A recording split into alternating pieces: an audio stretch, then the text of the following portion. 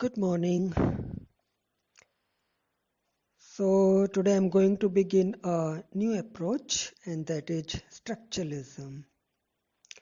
So, it's a bit typical, and you will have to take some pain in order to understand this approach. And the real fact is that you can find plenty of material on structuralism. I mean, you can go through different books and you can find a multifarious variety of material on structuralism, but my attempt is just to simplify the approach. See, try to have a look at the word structuralism, and you will find that it has been derived from the Latin word, and that is structura. Structura, and it means to build. To build. Now, it refers to the quality of being well organized in terms of the arrangement and relations between the parts of a complex system. Fine. Now, you will find that this structuralism, it is basically an interdisciplinary approach, and it basically originated in France in the mid 1960s. And if you remember Ferdinand de Saussure, he was a Swiss linguist, and he wrote a book, and the title of the book is, Course in General Linguistics. And it came out in 1905. Fine. Now, in this book, he basically talks about his theory of the structure of language. So this theory of the structure of language, this is the very base of structuralism. Fine. Now try to understand in very simple words. See, structuralist literary critics, they basically try to show how literature works like language. So when you talk about language, language works like a system. It may have some grammatical system, it may have some, phonetry system, some phonological system, some morphological system. So as language works like a system, in the same way, literature also works like a system. So that is basically the core of structuralism. Excuse me, right? So structuralists, they basically try to show how literature works like language. Fine. Now this approach is basically, it is founded on the basic conceptions of the sign, the signifier, and the signified. The sign, the signifier, and the signified. Fine. Now try to understand. See, every linguistic sign has two parts, the signifier and the signified. Now what is the signifier and what is the signified? In a simple way, you just can say that the signifier is the sound pattern of the word, and the signified is the meaning conveyed through that word. Right? Say for example, the sign cat. It is made up of two, parts.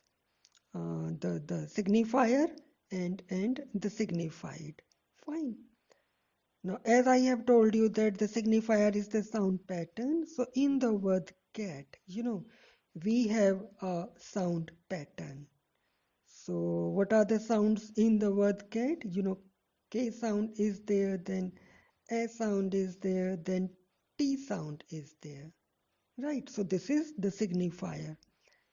And the meaning that is conveyed through this word. What is the meaning? The meaning is, it can evoke the image, or it will evoke the image of a small furry animal. Right. So the signifier is the sound pattern that you can find in the word cat. Right. And the meaning that is conveyed through this word. And the meaning is that it is a small furry animal. So this is the signified. Right. So I hope now you are able to understand the difference between the signifier and the signified. Is that clear? Then, one thing I would like to mention here, see the relationship between the signifier and the signified, it is only arbitrary and conventional, not actual. Because, one of the main features of language is its arbitrariness. And that simply means that, there is no logic behind the fact why a wooden structure should be called a table or a chair. I hope it is clear to all of you. So the fact is that the relationship between the signifier and the signified is only arbitrary and conventional, not actual. Fine. Then, Saussure basically, he uses three terms. And the three terms are language, langue, and parole. So what is language, And simply speaking, you can say that it is human potential for speech. Then langue, this is basically a kind of system we use to generate discourse or discourses, right? Then parole basically, this is individual utterance or speech, right? Then he further gives dual dimension of language, and that is, number one, the synchronic dimension, and number two, the diachronic dimension. Now, what is the synchronic dimension? So Shaw says that, the synchronic dimension, it is, it basically takes into account those elements that are contemporaneous at a given time. And the diachronic dimension, it takes into account the change and development through time. Let me simplify it. See, when you talk about the synchronic dimension, you can say that when we describe the modern state of language without comparing it with previous stages, then this is, you know, the synchronic dimension, right? And when we compare the modern language with its previous stages of development, then it is the diachronic dimension. Fine. No, so sure, basically he prefers synchronic to diachronic dimension. Fine. Actually, his inquiry is more into rules than expressions, more into grammar than usage, more into long than parole, and it is more into system than realization. Now, what is a system? Try to understand this. This system is very crucial in this approach. I mean, that is structuralism. See, again, this system is coming from a Greek word, or you can say that it is coming from two Greek words, uh, systema and systematikos. Systematikos, right? And the words mean a complex whole, a complex whole, right? So, what is the system? See, a system is a set of things working together as a mechanism. Say, for example, we have a circulatory system in our body, that is the human body, and at the same time, we have a respiratory system in our body, and in the same way, if you talk about a car, it has a kind of electrical system in it. Fine. Then you'll be surprised to know that even our dressing sense, even our dressing style, it has a system. And Roland Barthes, he says that even our dressing style, it has a structure. And he calls it as Westmentary code or clothes grammar. How can you wear shoes on your head, or can you wear cap on the foot? No, this is not possible. So one cannot wear shoes on the head and one cannot wear cap on the foot. So a system is working here also. Fine. So even our dressing style, it has a structure, and this is known as Westmentary code or clothes grammar. Fine. Then, so show further, he makes difference between, syntagmatic and paradigmatic aspects of language. So he talks about two aspects of language. Number one, syntagmatic, and number two, paradigmatic. Now try to understand what is syntagmatic and what is paradigmatic. So we are talking about some differences between the syntagmatic and the paradigmatic aspects of language as given by Ferdinand de Saussure. Right. Now try to understand what is the syntagmatic aspect of language and what is the paradigmatic aspect of language. See, the word syntagmatic, you know, it has been taken from a Greek word, and that is syntagma. Syntagma, that means to arrange together. Fine. So, syntagmatic, it basically means to arrange together, and it analyzes a set of forms in sequence. Fine. I mean something, occurring in the same structure. Then if you talk about the paradigmatic aspect of language, again, this word paradigmatic, it is again coming from a Greek word, and that is paradigma. Paradigma, that means side by side. So it is a set of items that form mutually exclusive choices in syntactic role. So let us try to understand both the aspects with the help of and with the help of you know an example of a sentence. See, the sentence is, the silly girl fell into the pond. The silly girl fell into the pond. Fine. So what is happening here in this sentence? In this sentence, the words are arranged together. Fine. And the words are occurring in the same structure. Right. Now, when you talk about the paradigmatic aspect of language, so here, in the same sentence, which sentence?